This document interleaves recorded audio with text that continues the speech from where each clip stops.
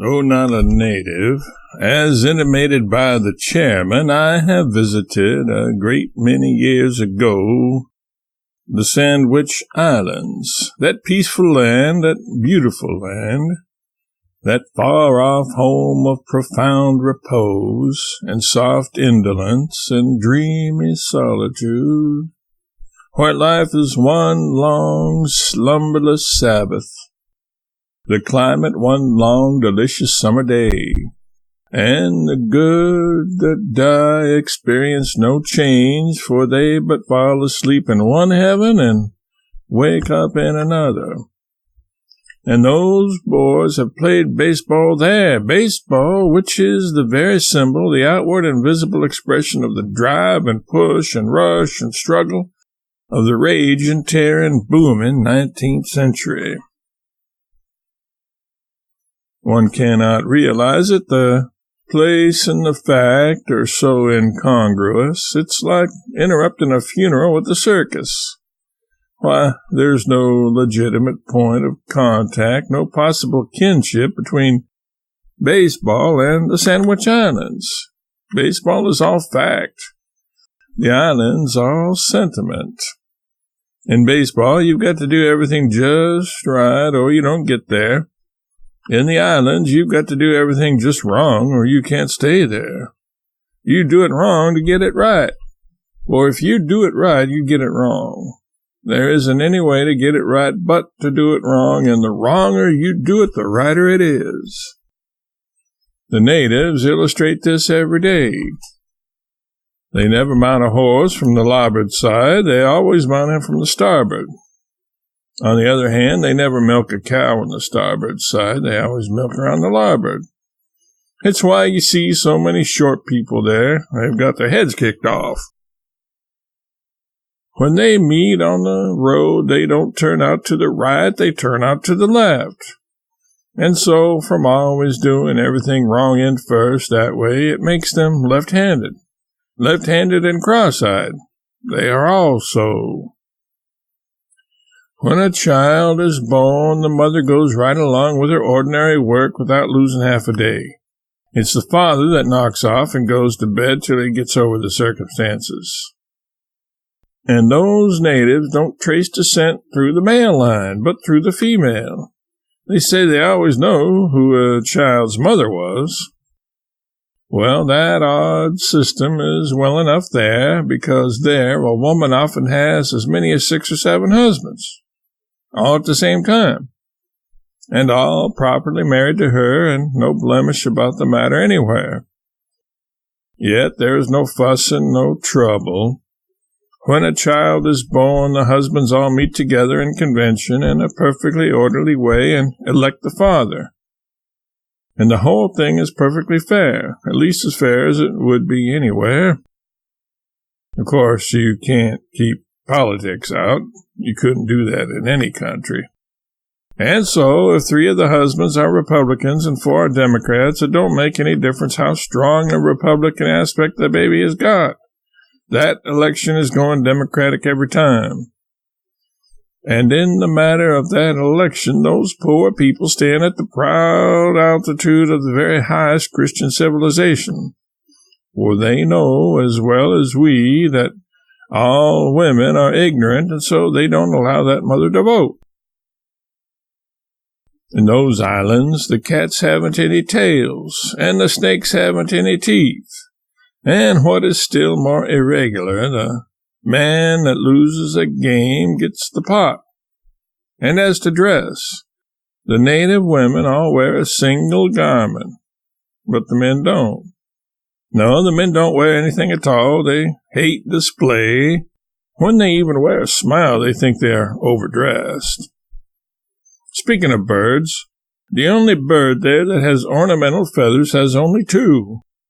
Just barely enough to squeeze through with, and they are under its wings instead of on top of its head, where, of course, they ought to be to do any good.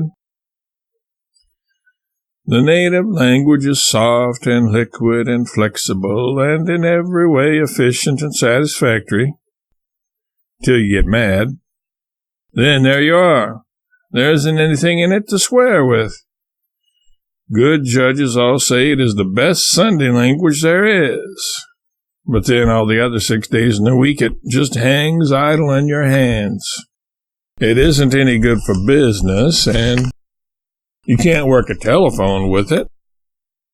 Many a time the attention of the missionaries has been called to this defect, and they are always promising they are going to fix it. But no, they go fooling along, and nothing is done. Speaking of education, everybody there is educated, from the highest to the lowest. In fact, it is the only country in the world where education is actually universal. And yet, every now and then you run across instances of ignorance that are simply revolting. Simply degrading to the human race. Think of it. There, the 10 takes the ace. But let us not dwell on such things. They make a person ashamed. Well, the missionaries are always going to fix that, but they put it off, and so that nation is going to keep on going down and down and down till someday you will see a pair of jacks beat a straight flush.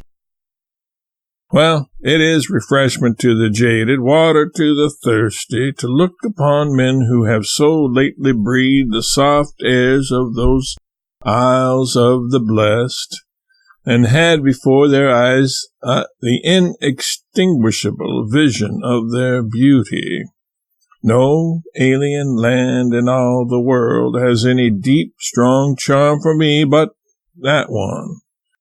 No other land could so longingly and so beseechingly haunt me, sleeping and waking, through half a lifetime as that one has done. Other things leave me, but it abides. Other things change, but it remains the same. For me, its balmy airs are always blowing, its summer seas flashing in the sun. The pulsing of its surf beat is in my ear. I can see its garlanded crags, its leaping cascades, its plumy palms drowsing by the shore, its remote summits floating like islands above the cloud rack. I can feel the spirit of its woodland solitudes. I can hear the plash of its brooks. In my nostrils still lives the breath of flowers that perished 20 years ago. And these world wanderers who sit before us here have lately looked upon these things, and with eyes of flesh, not the unsatisfying vision of the spirit. I envy them that. Yes, and I would envy them somewhat of the glories they have achieved in their illustrious march about the mighty circumference of the earth, if it were fair, but no. It was an earned run, and envy would be out of place. I will rather applaud and add my hail and welcome to the vast shout now going up from Maine to the Gulf, from the Florida Keys to frozen Alaska, out of the throats of the other 65 millions of their countrymen. They have carried the American name to the uttermost parts of the earth, and covered it with glory every time. That is a service to sentiment. But they did the general world a large practical service also, a service to the great science of geography. Ah, think of that. We don't talk enough about that, don't give it its full value. Why, when these boys started out, you couldn't see the equator at all. You could walk right over it and never know it was there. That is the kind of equator it was. Such an equator as that isn't any use to anybody. As for me, I would rather not have any equator at all than have a dim thing like that you can't see. But that is all fixed now. You can see it now. You can't run over it now and not know it's there. And so I drink long life to the boys who plowed a new equator round the globe, stealing bases on their bellies.